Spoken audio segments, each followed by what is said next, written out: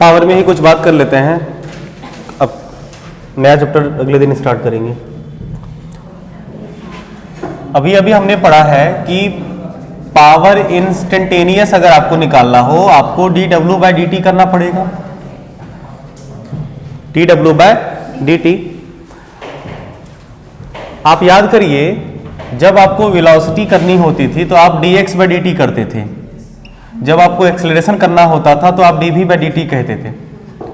और इसी को दूसरे शब्दों में आप ये भी कह सकते हैं कि x और t ग्राफ का जो स्लोप होता था वो आपको वेलोसिटी देगा, या v और t ग्राफ का जो स्लोप होता था वो आपको एक्सेलरेशन देगा। ऐसा ही कुछ ना, ये स्लोप आपको नहीं, पोजीशन और टाइम ग्राफ का स्लोप क्या देता था? वेलोसिटी। वेलोसिटी और टाइम ग्राफ का स्लोप क्या देता था? एक्सेलरेशन। अगर ऐसी ही सिमेट्री यहां पे लगाए, सिमेट्री क्या, नॉर्मल सी बात है, अगर वर्क डन और टाइम के बीच का ग्राफ का स्लोप क्या देगा?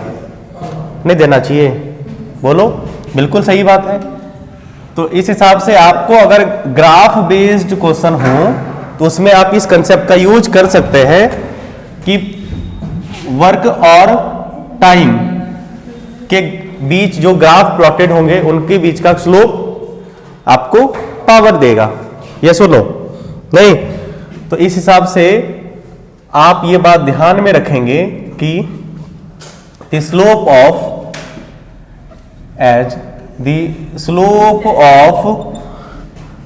Work time graph, work time graph आपको इंस्टेंटेनियस पावर देगा, gives instantaneous power, instantaneous power देगा। यह सुनो, नहीं जैसे हमने एक ग्राफ प्लॉट किया और ये ग्राफ मान लीजिए वेरिएबल वर्क डन है या जो भी किसी इंस्टेंट पे हमें निकालनी है, मान लीजिए ये टाइम और ये मान लो वर्क है, इसके बीच का हमने ग्राफ प्लॉट किया और किसी इंस्टेंट पे हमें पावर चाहिए, तो कुछ नहीं करना है, उस इंस्टेंट पे आपको क्या करना है? टेंजेंट ड्रॉ करना है और वहां पे स्लोप निकाल लेने आपको, नहीं। और स्लोप कैसे निकलेगा? यहाँ पे स्लोप का मतलब हो गया टेन थीटा, नहीं ये वाला थीटा, और ये टेन थीटा dw/dt आपको देगा, जो कि आपको पावर इंस्टेंटेनियस बता देगा। ये सुनो, ठीक है। एक रिजल्ट स्लोप से रिलेटेड हो गया, एक रिजल्ट एरिया से रिलेटेड हो गया।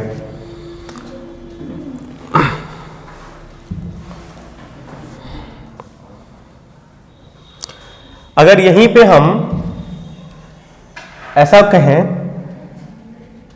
इसको समझिएगा, जैसे मान लीजिए हमें पता है power instantaneous equal to dw/dt।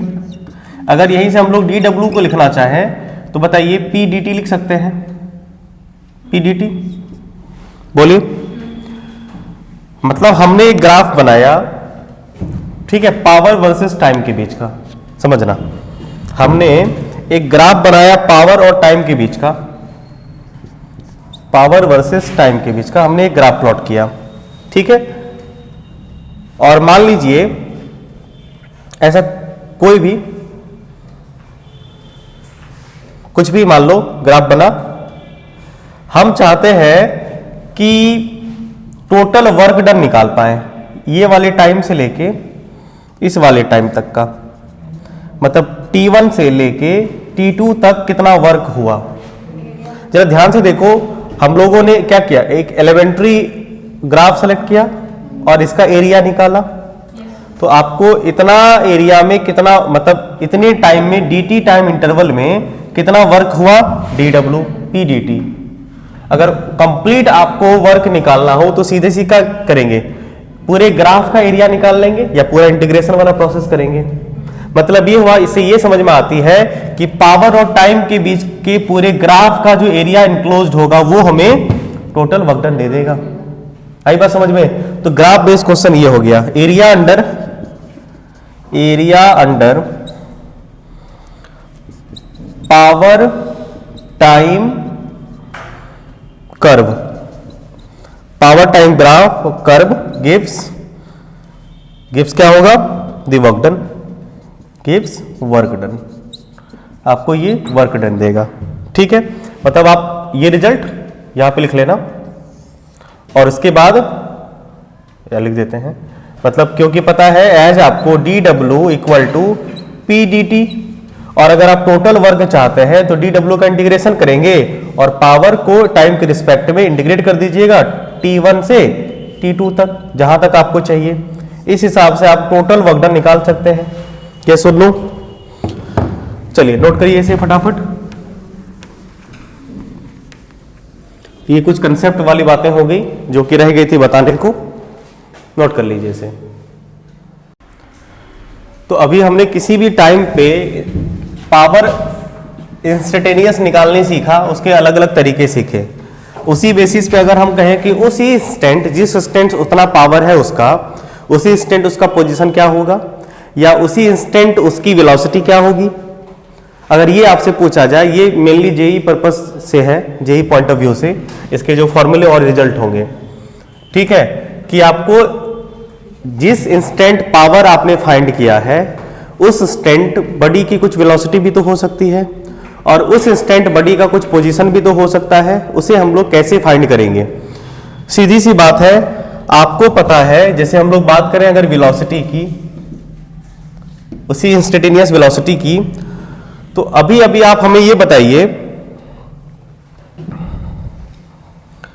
कि आपने सीखा है कि P equal to D W by D T, yes और नो, और डी डब्ल्यू को आपने लिखा है,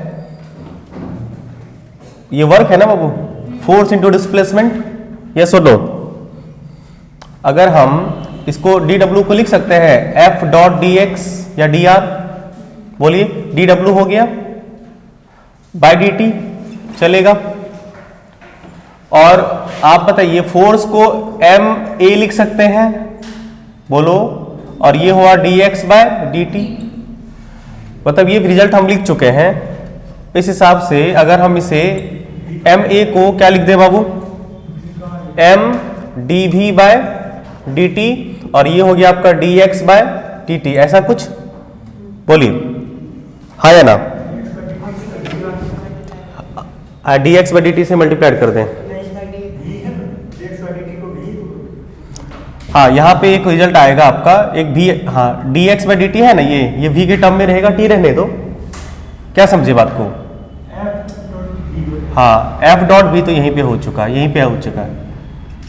हम ये लिखना चाहते, इसको वी के फॉर्म में लिखना चाहते हैं, तो एम देखो D X by D T को वी लिख दिए, और ये हो गया आपका D V by D T. Velocity आया ना बाबू, हम यहाँ पे वेलोसिटी लाना चाह रहे थे, ओनली वेलोसिटी आया, टाइम का फंक्शन, मास तो कांस्टेंट है, मास तो कांस्टेंट है, मतलब हम ये कह सकते हैं कि रिजल्ट समझ पाए, रिजल्ट समझ पाए कैसे ये लिखाया गया, फिर से बताना है, बोलो, गुड।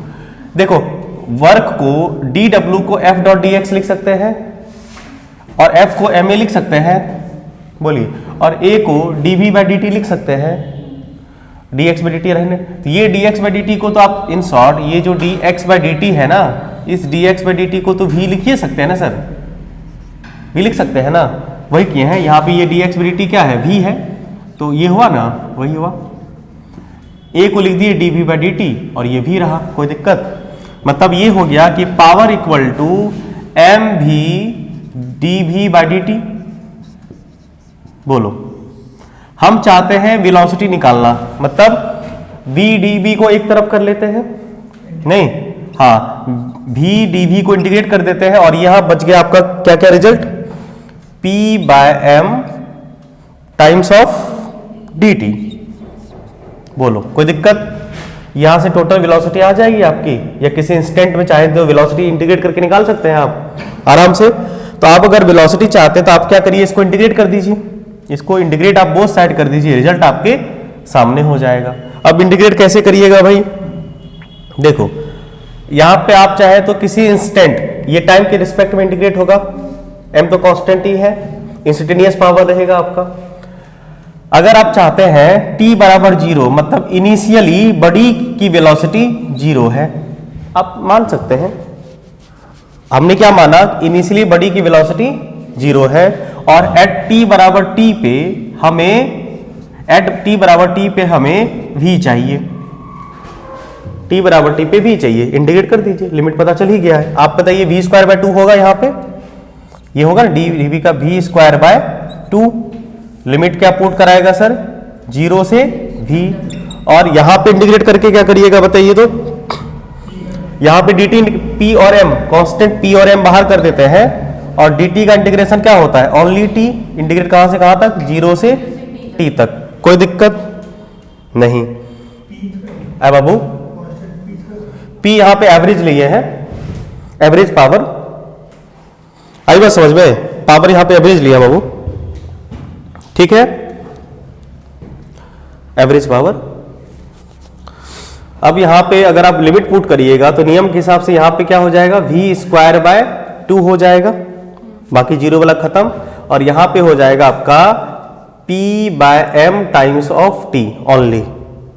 यहां से आपको v चाहिए, आप आराम से v का इक्वेशन लिख सकते हैं, v इक्वल टू या v square equal to 2pm times of t, या v equal to square root 2pm times of t।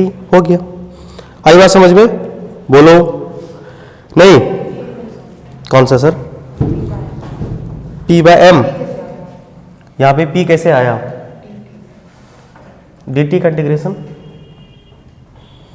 ये p और m को बाहर लिख सकते हैं, dt का इंटीग्रेशन, dt का t ही होता है ना, dx का x, dt का t रहा, लिमिट पुट कर दिए, कोई दिक्कत। इस हिसाब से आपको ये किसी टाइम पे आपको वेलोसिटी पता चल जाएगी। देखो वेलोसिटी टाइम का फंक्शन आया कि नहीं आया पावर वाली के केस में, बोलो एक बार फिर से समझाते हैं। देखो बाबू, हमें ये रिजल्ट पहले भी हम लिखा चुके हैं, कल के क्लास में भी ये वाला रिजल्ट कल के क्लास में लिखा है ना, हाँ। बोलो, मास इनटू वेलोसिटी, हमें वेलोसिटी चाहिए इसलिए हमने यहाँ पे वेलोसिटी का इक्वेशन पुट किया। हम लोग चाहते हैं v पूरा चाहिए, तो v dv को हमने अलग कर लिया और p dt बाय m इसको अलग कर लिए। p एवरेज ले रहे हैं इसीलिए एवरेज बाहर आ जाएगा और मास कांस्टेंट है बाहर आ गया, ठीक है। dt हमने ये लेट किया, आप चाहे तो यहाँ पे लिमिट भी कोई पुट कर सकते हैं। हमने माना कि इनिशियल वेलोसिटी 0 है, t टाइम पे हमें वेलोसिटी फाइंड करनी है, हमने लिमिट पुट कर दिया, और v dv का इंटीग्रेशन होता है v square by 2, lower limit 0 upper limit v, और dt का इंटीग्रेशन t होता है lower limit 0 upper limit t। Limit put कर देंगे तो ये t का वैल्यू t पुट कराएगा, t रहेगा, और v की जगह पे v पुट कराएगा, v स्क्वायर रहेगा, तो v square by 2 equal to pm by t। आगे आपको पता है कि क्या हुआ है, समझ पाए बात को, नोट कर लीजिए। पोजीशन का भी इक्वेशन बता दें आपको, यहीं से हम लोग पोजीशन भी इसका कैलकुलेट कर सकते हैं। पोजीशन देखते हैं जरा, अभी अभी हमने किया है, इक्वेशन क्या बना है v का, बताओ जरा। v का इक्वेशन बना है 2pm t पे पावर 1/2, स्क्वायर रूट था ना। आप बताइए क्या v को dx बाय dt लिख सकते हैं, v को dx बाय dt लिख सकते हैं, और ये 2pm पे पावर 1/2 है। हमें dx चाहिए, dt को उधर सप्लाई कर देते हैं, dx और यहां पे 2pm t पे power 1/2 times of dt। Displacement चाहिए, पोजीशन चाहिए, इंटीग्रेट करना पड़ेगा, बिल्कुल कर दीजिए इसे इंटीग्रेट। इसे इंटीग्रेट करिएगा तो इसको भी करना पड़ेगा। 2pm, अब ये बताइए इसमें 2pm t पे पावर 1/2 और dt है। सुनो जरा, मान लेते हैं इनिशियल पोजीशन इसका है 0, इनिशियली ओरिजिन पे है, एट t बराबर 0 पे ये ओरिजिन पे, आप कुछ भी मान सकते हैं। हमने माना है t बराबर 0 पे ये ओरिजिन है, आप कुछ भी मान सकते हैं। इनिशियल कहाँ पोजीशन है इसका, और चाहते हैं कि t बराबर t पे इसका पोजीशन क्या होगा, तो t बराबर t पे इसका पोजीशन हम चाह रहे हैं x हो। आई बात समझ में, वेरी गुड। इसको कैसे करेंगे इंटीग्रेट बाबू, ये तो x हो जाएगा बाबू, होगा ना, x पे power lower limit upper limit देते हैं ना, गुड। अब बताइए इसमें 2pm पे पावर 1/2 कांस्टेंट, तो हम लोग इसको लिख सकते हैं 2pm पे पावर 1/2 बाहर आ जाएगा, और इंटीग्रेट होगा तो होगा कौन, t पे पावर 1/2 dt के रिस्पेक्ट में, यस और नो, 0 से लेके t तक। बोलो कोई दिक्कत, हाँ या ना,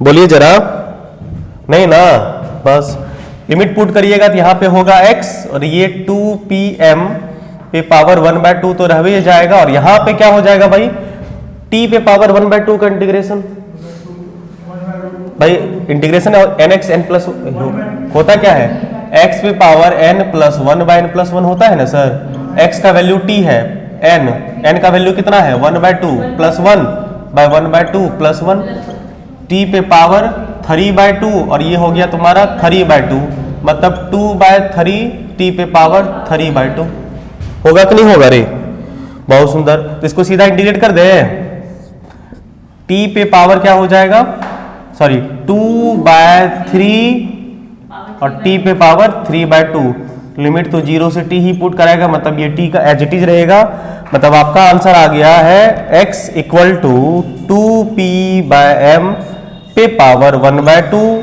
इंटू 2/3 t पे पावर 3/2। रिजल्ट तो याद नहीं रहेगा, प्रोसेस समझ लीजिए, स्टेप समझ लीजिए, आपका रहा ये रिजल्ट। पोजीशन नोट करिए, फिर से समझाते हैं। देखिए हमें चाहिए पोजीशन किसी टाइम पे, हमारे पास वेलोसिटी का इक्वेशन बना हुआ है ऑलरेडी, तो हम लोग ये जानते हैं कि वेलोसिटी डिस्टेंस का फर्स्ट डेरिवेटिव होता है, dx/dt को भी लिखते हैं, ये तुम्हें पहले से पता होना चाहिए, हम लोग कर भी चुके हैं। तो ये रिजल्ट रहा। अब इसमें देखो क्या क्या चीज है, कांस्टेंट है, पावर एवरेज है, बाहर कर लिए, इसको ऐसे भी तो लिख सकते हैं ना, इसको दो हिस्सों में लिखा गया है बाबू, सुनो, ये वाला टर्म को नहीं लिख सकते हैं 2pm पे पावर t/2 इंटू t पे पावर 1/2, एक ही बात है ना, t पे पावर 1/2 मल्टीप्लाइड में था, उसको अलग कर लिए, नहीं क्यों, क्योंकि ये कांस्टेंट वाला पार्ट है और ये इंटीग्रेट होगा, टाइम है ना, टाइम आपका इंटीग्रेट होने वाला है, यहीं पे हम लोग इसको लिख दिए हैं, यहां तक वही रहा, dx को रहने दिए, t को उधर भेज दिए ताकि ये टाइम के रिस्पेक्ट में इंटीग्रेट हो जाए, भेज दिए यहाँ पे। अब dx इंटीग्रेट होके ऑलरेडी x बनता है, ये लिमिट डालने की जरूरत नहीं है, dx का इंटीग्रेशन x होता है, ठीक है। इसी तरह से dt का इंटीग्रेशन t जिस तरह से होता है उसी तरह से dx का x होता है, तो इतना तामझाम करने की जरूरत है नहीं। अब इसको हमने क्या किया, इस वाले फॉर्मेट में लिखा है, यहाँ पे 2pm 1/2 अलग कर लिए, जो कि कांस्टेंट वाला पार्ट है हमारा, और जो टाइम पे पावर t पे पावर 1/2 है उसको हम लोग अलग कर लिए, ठीक है। अब यही इंटीग्रेट होगा टाइम के रिस्पेक्ट में, तो देखो ये इस फॉर्मेट में है, अगर x to the power n dx के रिस्पेक्ट में इंटीग्रेट होता है तो ये होता है रिजल्ट। यहाँ पे x की जगह पे t है और n की जगह पे 1/2 है, तो 1/2 प्लस 1 1/2 प्लस 1 सॉल्व किए तो 3/2 बाय 3/2 2/3 हो गया, और पावर 3/2 एज इट इज बचा रहा। लिमिट पुट कर देंगे, t का वैल्यू यहाँ पे आएगा तो t ही रहेगा, और ये सॉल्व होके ऐसा रिजल्ट आ गया। इस तरह से आप किसी भी टाइम पे पार्टिकल का पोजीशन फाइंड कर सकते हैं। क्लियर है, बहुत सुंदर। चलिए कुछ सवाल कर ले, क्वेश्चन नोट करेंगे। From a waterfall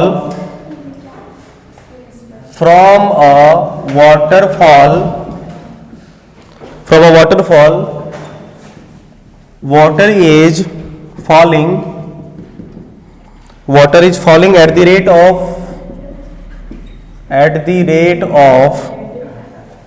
100 meter per second. को सवाल नोट करिएगा जल्दी, at the rate of 100 kg per second, 100 kg per second on the blades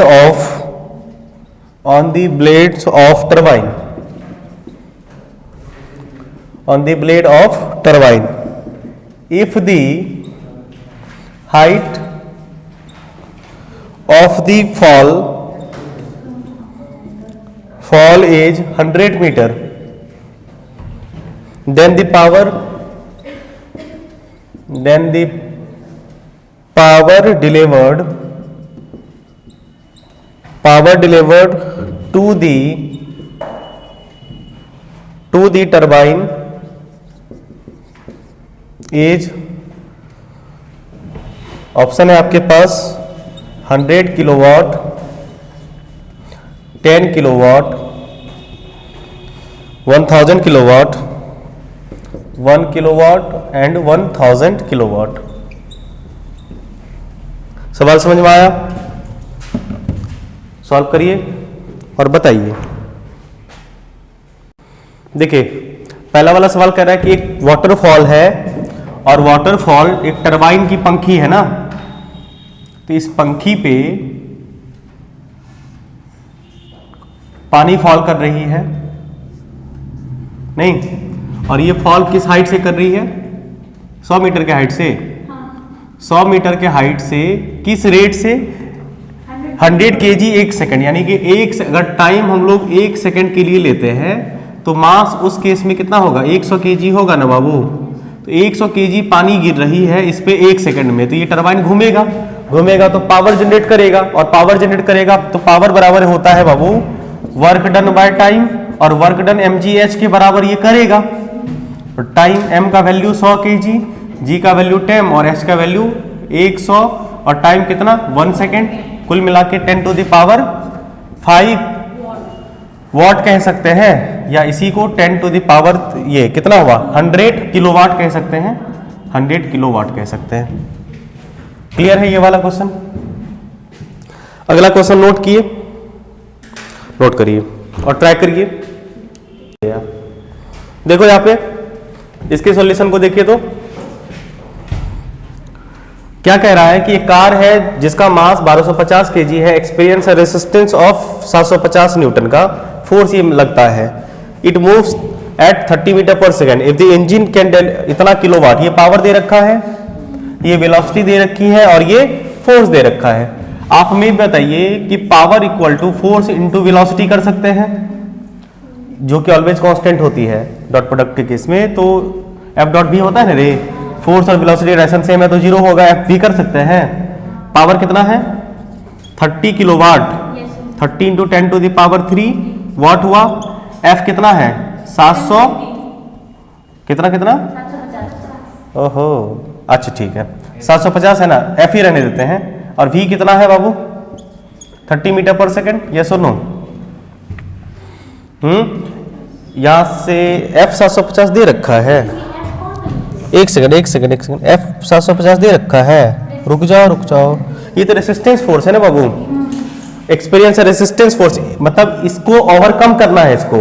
अब बताइए इसको ओवरकम करने के बाद, यहाँ पे सुनो यहीं पे कंसेप्ट था, इसको ओवरकम करने के बाद भी तुम्हें 30 मीटर पर सेकंड चलनी है।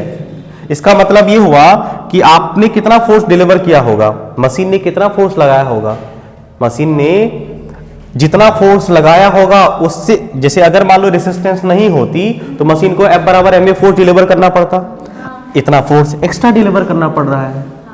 मतलब ये F के जगह पे, यानी कि इसका टोटल हो गया F प्लस, मतलब ये जो 750 है ये फोर्स रेसिस्टिव फोर्स है, और प्लस मशीन अपना ओरिजिनल फोर्स कुछ लगाता ना F, ये हुआ टोटल फोर्स, ये मशीन डिलीवर कर रहा है टोटल फोर्स।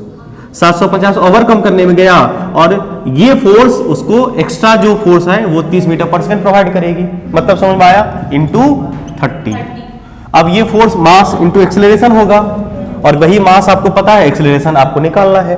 बन गया सवाल? बोलो, ये 750 में प्लस ma क्यों हुआ है, समझ गए ना? 1 2 3 watt is equal to 750 plus ma, बोलो, इंटू 30। ये 30 से ये खत्म, कितना होगा? 1000, बोलो, 1000 माइनस 750 बराबर ma, कितना हुआ? 250, 250 बराबर m कितना है बाबू? 1250।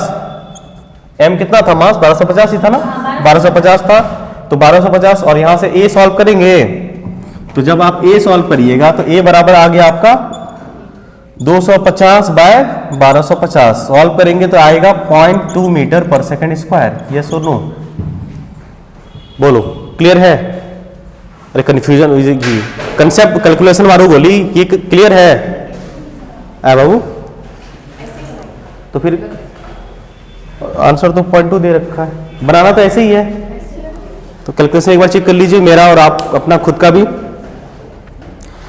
ये वाला क्वेश्चन एक बार फिर से समझ लो बाबू।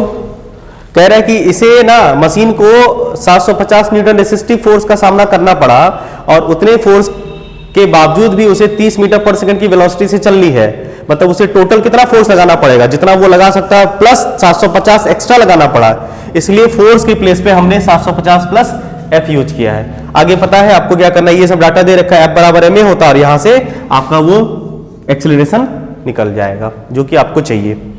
ठीक है, इस वाले सवाल को बनाइए, बहुत आसान सवाल है और बनना चाहिए आप लोगों से, बस रेशियो वाला है।